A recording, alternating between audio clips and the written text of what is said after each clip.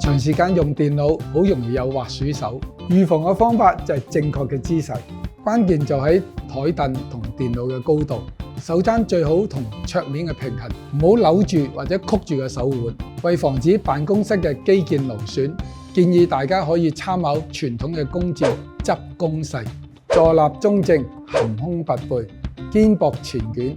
壓腕時手踭自然與台平。呢個時候你會感覺到胸大肌有啲拉扯感，可以防止滑鼠手，同減少肩周炎、駝背、胸悶嘅都市疼痛。手部嘅筋腱好多，一旦發病難以根治。而家教大家一個簡單嘅手部健絡按摩，